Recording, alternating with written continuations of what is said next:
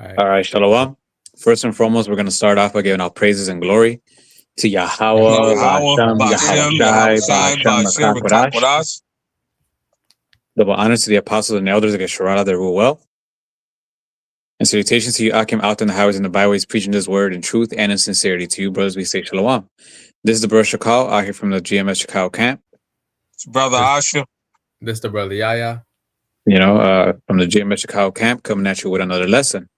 And basically, just the spirit, that we were talking about before we started the lesson, it's going to be about chariots, man. Which is something that a lot of people don't understand really what they are, and they don't know that this is how the Lord is literally going to save us, man. Because the way, because these nations are powerful, man. They're too powerful that they gone too big to the point where if we want to take matters into our own hands, we would get completely obliterated. So we need divine intervention, and what people consider UFOs, or I know they call them something else now, aerial phenomena, UAPs. UAPs, right? Yeah. Um, Unidentified aerial phenomenon. Esau just keep giving it a name. Go ahead. yeah, so these these what they call these are actually chariots of the Lord, man. It's no coincidence that when you read the scriptures, for example, in Second Kings, I believe it's the second chapter where Elijah gets beamed up, and then you see movies and whenever people say they see chariots, it's always a beam of light coming from the heavens. The scriptures sometimes was that specifically a specific chapter, and with Elijah, it calls it a whirlwind. So it's always like a beam of light, something coming from the heavens, in that manner. It's also in the movies, a beam of light. When somebody talks to the Most High in movies, it's always a beam of light from the heaven. Right. So that's no coincidence. Why? Because those UAPs, UFOs, whatever, those are the chariots of the Lord. What's in there? It's the angels, man. So that's really what they are. It's not no green guys. It's not no alien with gray aliens with big eyes and big heads, skinny bodies. No, man. Is the angels of Yahweh Bashem Yahushai, who people ignorantly call God and Jesus Christ. Right. And they actually look more like men than anything else. The scriptures tell you that, man. But if you could get a scripture, I think is in Psalm 64, where it talks about the angels of the chariots of the Lord of thousands, even thousands of angels. Okay. This is why also in Wisdom of Solomon, the 5th chapter calls it the strangeness of our salvation, because nobody expects that, man. Nobody expects these things to come and actually save us, man. And you know what's so funny about it? Why these people are so dumb? They see Esau got his airplane, his aircraft. So all of a sudden, the creators of it, heaven and earth, he can't have an armada. So that's how dumb. People are so stupid, man. If Esau with your limited knowledge and limited mind can create an aircraft to fly off the ground, you don't think Yahweh Shemi Al-Shai, who created you, can create the better than what you've created? They so stupid, man. I get tired of arguing with these idiots. That's it. God, this is the book of Psalms, chapter 68 and verse 17. The chariots of Yahweh are 20,000, even thousands of angels. The Lord is among them, as in Sinai in the holy place. That's it. And when you look up the word chariot, I think part of it means like a vehicle. And what do you use a vehicle for? To get to and fro, to go here and there, to ride upon it, man. So those angels ride on those chariots, and there's a lot of them, man. And they could, like it says in Ezekiel, they could turn different ways without up and down, left to right, without actually doing an actual turn. Right. They could and stop. being controlled by the angels outside of the chariot. Hmm. They could disappear, they could appear. I remember I was trying to break bread. This was a long time ago when I was like fresh in the truth. I was trying to break bread with this one guy, which called himself believing in the Lord and all this. And he said, "Well, I don't think the Lord needs chariots." And in a sense, that's true. The Lord doesn't need them. The Lord could have made the chariots something else. Could have just made angels appear without the chariots. He could have done that, but that's not what he did. He actually made chariots for angels to be in, man. For Right. angels to ride upon, man. That's literally how he set it up. Could he do the could he have done it another way? Of course, that's the Lord. Nothing's impossible to him. But this is how he had set it up, and we're here, the prophets, of the men of the Lord, to tell you what these things are, man. Yeah. Okay. And it's so funny that they got all these Star Wars, Star Trek. Where do you think they getting all this stuff from? You got Men in Black, all this stuff. Where do you think they getting this stuff from? You think they're creating all these movies if they don't realize that the a higher level of intelligence has created a craft that can travel beyond the stars? They, these wicked elite, they know this, right? It's just these dumb, naive idiots who've been watered down and dumb. They can't get fathom it through their tiny little heads that the Lord is far superior than anything He created, and however, like you just said, however He chooses to create, it's His will to do so. You say coming with thousands of angels in that Jude, and they can come fly without the chariots. But how more magnificent, a chariot showcasing His marvelous technology, so He can Yeah. show Esau that he's truly limited. That's it. So yeah, that's what they are, man. The angels, man. And if you don't want to believe it, that's fine. You're gonna find out that day, man. And they're coming to do two things, man: to save the elect, specifically the elect of the nation of Israel, and to bring destruction upon this place, man. That's literally what they're once they show up, which and they're showing up now. They're starting to show up now. And soon, once the Lord gives them the green light, that's exactly what they're going to do. And it's no coincidence, that all these things, all these chariot sightings and all that are happening at a high rate now, at the same time as these prophecies are being manifested. It's no coincidence. Why is it happening? Because they're about to come and do their thing, man. They're about to come Right. and save the Lord's people and cast judgment upon this place. If you could get Isaiah, I believe it's the 30th or 31st chapter, where it talks about as birds flying. Okay. But you have some, Asha? Yeah, I had that Jude 1, 7, 14 to 15, but I was going to let you get that I quoted it. Oh, Yeah, okay. and then we got Acts, you know what I mean? 1, 9 and 3, 11. The same way, because the way the Lord went up, the same way He coming back. So, for these people to pretend that they're not, again, we're dealing with simple minds and simple people, right? Who love to be sheep, right? Until it's too late. It's like anything else, you know what I mean? These ignorant people, they're not going to believe anything until it actually happens, right? And that's going to be their destruction and their downfall. And the scriptures talk about when it talks about the chariots, it calls them chariots. It also calls them horses of fire. It also calls them clouds. These are all different names for the chariots of the Lord. And it's no coincidence why they call it clouds. Well, because they're in the clouds. They're riding up to and fro in the heavens, man. I got that Psalms 104 too.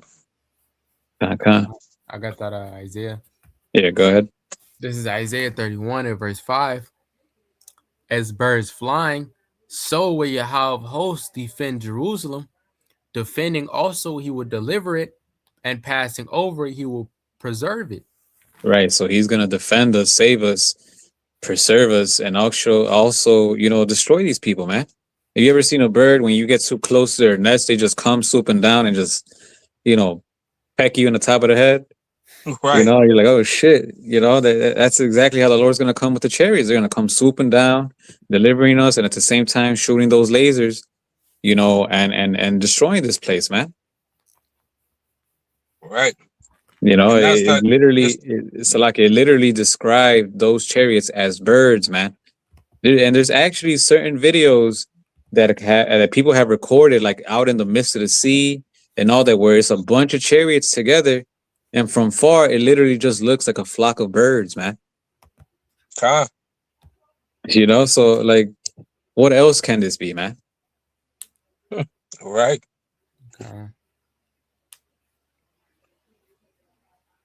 I had one. If you have something, Kind. This is Isaiah 26 real quick. This is Isaiah 26 and verse 20. Come, my people, enter thou into thy chambers, and shut thy doors about thee. Hide thyself as it were for a little moment, until the indignation be overpassed. For behold, the Lord cometh out of his place to punish the inhabitants of the earth for their iniquity. The earth also shall disclose her blood, and shall no more cover her slain. And those chambers being the chariots, man. So the Lord is going to come down and swoop up his elect and hide them, while the rest of the earth is getting hit by them ICBM nukes, man. Yeah, and the chariot fire. God. Right.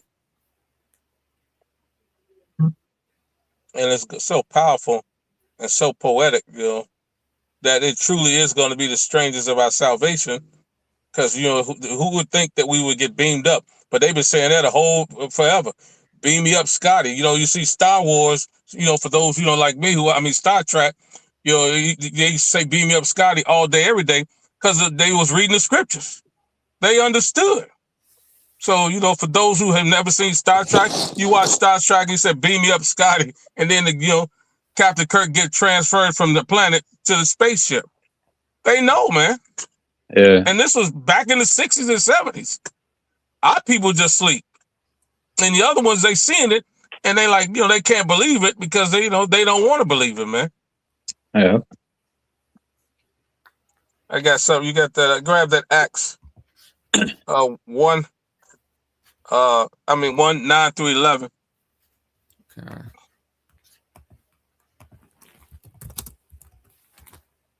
Because even Yahweh Shai, ascended up into the heavens, man. So what was that all about? You follow what I'm saying? Yeah. Where did he go? He went into a cloud. Right. And where did he go for those, those Christians? What did he go into? Yeah, right. Yeah. He just vanished? This is Acts 1 and 9. And when he had spoken these things, while they beheld, he was taken up, and a cloud received him out of their sight. And while they looked steadfastly toward heaven as he went up, behold, 2 men stood by them in white apparel, which also said, Ye men of Galilee, why stand ye gazing up into heaven? This same Yahweh Shai, which is taken up from you into heaven, shall so come in like manner as ye have seen him go into heaven. Right. And that goes right with Revelation 1 and 7. When he comes back, every eye should see him. So we just asked the Christians a simple question. He went into the cloud, so that was it? But, so let's clarify what the cloud is. That is a chariot that Elder went into. Go to Psalms 104 and 3. To clarify that the cloud is a chariot. Then get that Revelation 1 and 7, because the same way he went, the same way he coming back, every eye should see him. But they need to understand this. Yeah. This is Psalms chapter 104 and verse 3. Who layeth the beams of his chambers in the waters, who maketh the clouds his chariot, who walketh upon the wings of the wind. That's it. Yeah. That's it. So he maketh his clouds his chariots. So and they just did a movie like that with Keenan Peele. What was that movie we watched? Where the chariot was cloaked in the cloud. He just made a movie with that girl Keke Palmer. Nope. Yeah, I was gonna say you talking about Nope. Huh? The movie Nope. Yeah, is that what it is? Yeah, that movie. Yeah. With damn, Peel? Was it Peel? Yeah, Peel, and Kiki Palmer was in there, and it showed the chariot hiding as a as a cloud. Yeah. So nevertheless, you know what I mean. If Esau got technology to try to hide himself in stealth mode with they camouflage, you don't think Yahweh Shema Shai has more intricate and elaborate stuff? Come on, man. He created the heavens and the earth, man. So why wouldn't he have more elaborate and powerful stuff than his creation? So stop playing. Come on. This is Revelation chapter 1 and verse 7. Behold, he cometh with clouds, and every eye shall see him, and they also which pierced him, and all the kindreds of the earth shall wail because of him. Even so, Amen. There you go. He cometh with clouds. Because there's other scriptures in the gospel. It talks about that he's going to come with clouds and with angels to save the, roughly paraphrasing, to save the elect from the four corners of the earth. Yeah. So this is not just the only time where it describes how our Lord and Savior Yahweh Shai, who people ignorantly call Jesus Christ, is going to come back upon the earth, man. It's going to be him, the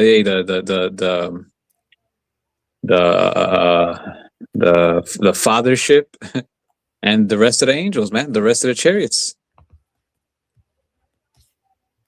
When he comes, nobody's going to be able to deny it, man.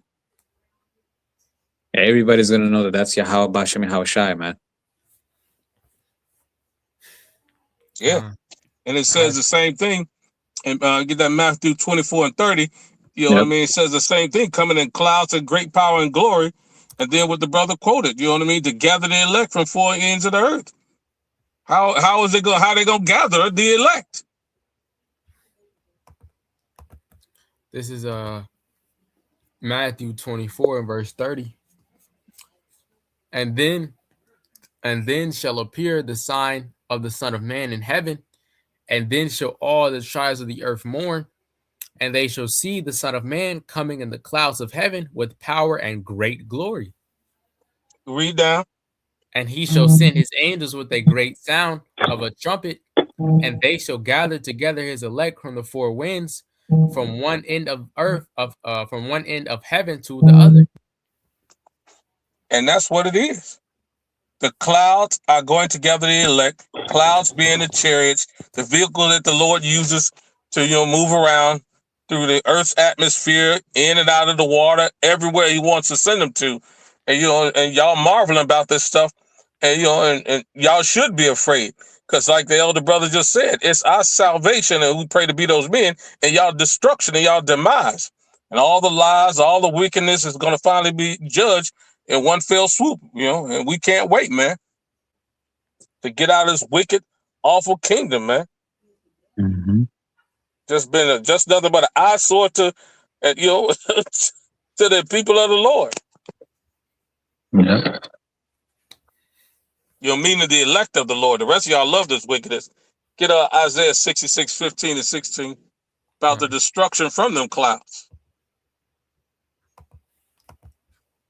This is Isaiah 66 and verse 15. For behold, Yahweh will come with fire, and with his chariots like a whirlwind, to render his anger with fury and his rebuke with flames of fire. For by fire and by his sword will the Lord plead with all flesh, and the slain of the Lord shall be many. So that's what y'all got coming, man. A bitter end to a wicked, violent, bloody race of people. Esau, Edom, the self-proclaimed white man here in America, and salvation for the elect of the Lord, man. He said, those chariots are going to do some destructive, violent blasts on you. That same blast that we talking about in Second Ezra. They're going to turned into dust. Yeah. And that's the power of the Lord's chariots, man. And nothing can withstand the Lord's power, and nothing is going to be able to withstand him, man. Yeah. Go ahead. No. Well, yeah, like you're saying, not a scratch. It's gonna be, like Mortal Kombat, flawless victory. Facts. Esau's not gonna be able to do anything, man. And like I said, we need this, man. We need this type of salvation, man, because these nations are so powerful. It's like that's the only way. Divine intervention, man. Other than that, if there was no divine intervention, we'll be cooked. We'll be through.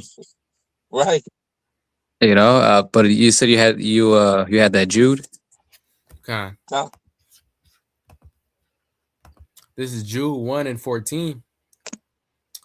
And Enoch also, the seventh from Adam, prophesied of these, saying, Behold, Yahweh cometh with 10,000 of his saints to execute judgment upon all and to convince all that are ungodly among them of all their ungodly deeds which they have ungodly committed, and of all their hard speeches which ungodly sinners have spoken against him.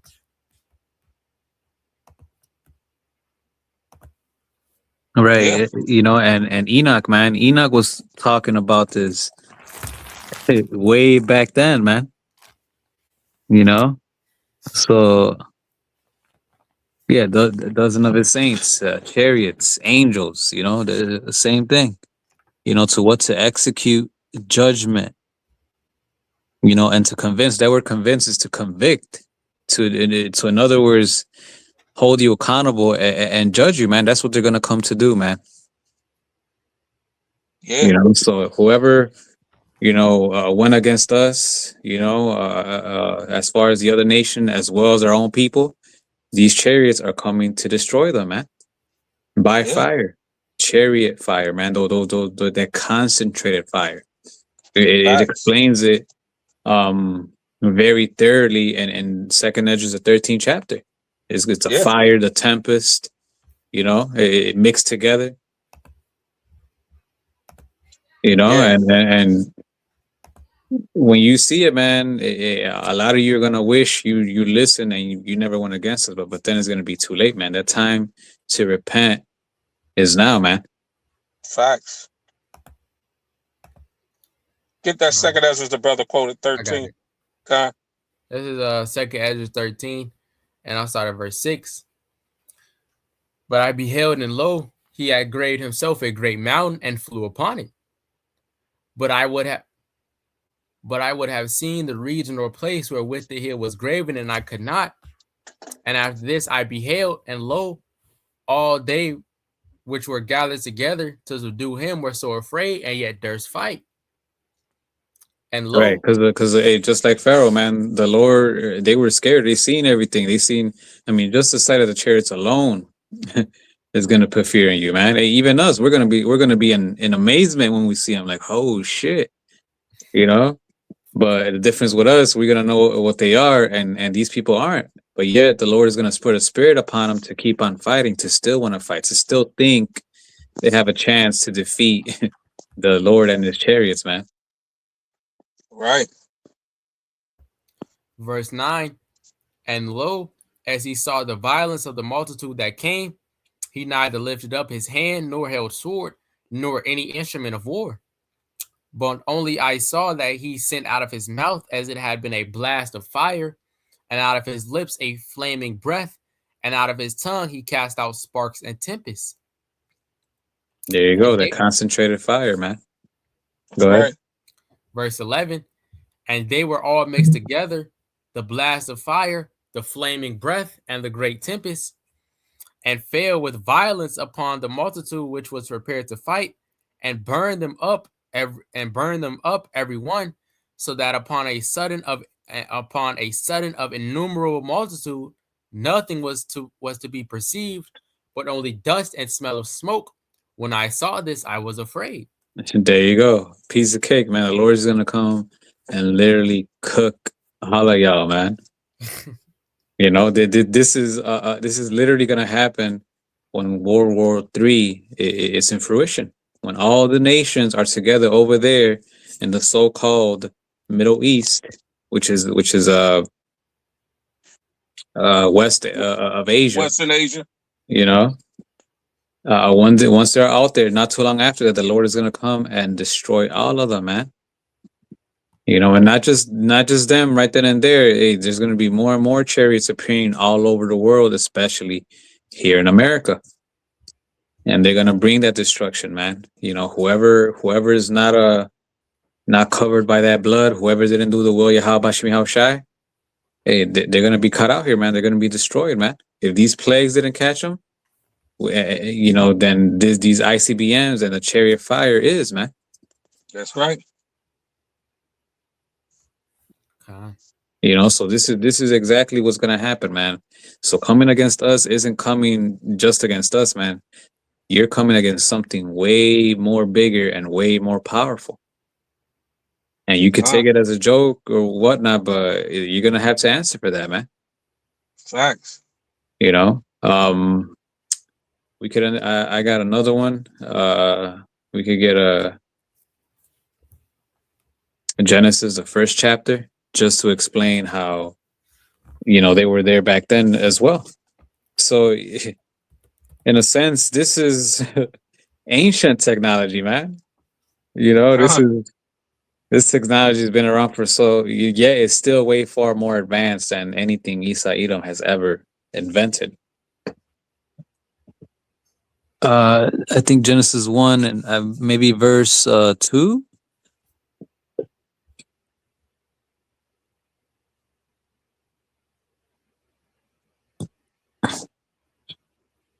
You said Genesis 1 and 2?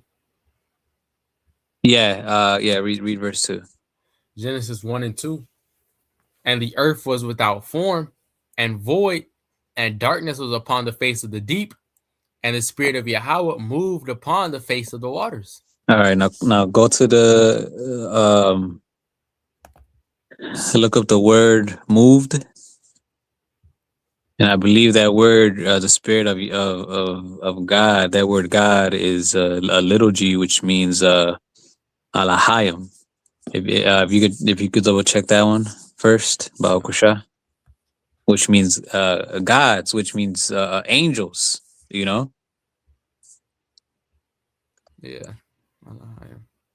Yep, alahayim. Yep. So it wasn't the Lord Himself; it was the angels and really the elect, Yahweh Shai and the elect, because they're the ones who created the heavens and the earth, which is what Genesis, the first chapter, talks about. So it says the spirit of the angels, right, moved. Go ahead. What's the definition for that? It says to grow soft, relax, to hover. To hover. They hovered upon the face of the earth. Can you read it again? This is Genesis 1 and 2. And the earth was without form and void, and darkness was upon the face of the deep. And the spirit of the Alahayim hovered upon the face of the waters. There you go. The waters, which is what the heavens. The heavens are also known as waters, man. So when you watch movies, when you watch cartoons, when you watch all this, what do chariots do? When people see the side of what they consider UFOs or UAPs or whatever the fuck, they're always what? Hovering in the skies, in the heavens, in the waters. Yep. You see? So this is what it is. So like we said, man, your hands are too short to fight against the Most High, man. And fighting against us is fighting against the Most High. The scriptures talk about how, hey, they have not hated you, but me they hated. So coming against us is coming against the Lord, man, and that's something you do not want to do. Even Isa Edom, as proud and pompous as he is, and as much as he thinks that he could take on the Lord, and he's going to be the main one crying like a little bitch once he actually sees the power of the Most High, man. Once he actually sees the chariots, once he actually sees the Most High taking action, man. Right. And that's that war in heaven, you know what I mean? Revelation 12 and 12. Yeah. Yeah. Yeah, hey, Yahweh, Ba'ashem Yahweh Shai, and their angels against Esau and his angels, Yep. The difference is that Satan and his angels, which is Esau Edom, and his army, jets and planes and all that. Yeah. They're flesh and not spirit. Exactly. They fail. They got limits. but the chariot and the angels of Yahweh Bashim Yahushai don't. You know, but that's all I had. Yeah, that was a slog. That was Revelation 12 and 7. With the war in heaven. Yeah, with and then you get that wisdom of Solomon that you quoted too. The strangers of our salvation. Oh Kind of yeah, ended on that. yeah, Khan. This is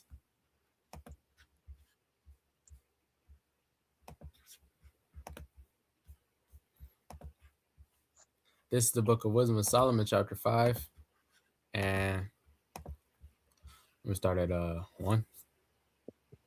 Khan. Yeah. This is Wisdom of Solomon 5 and 1.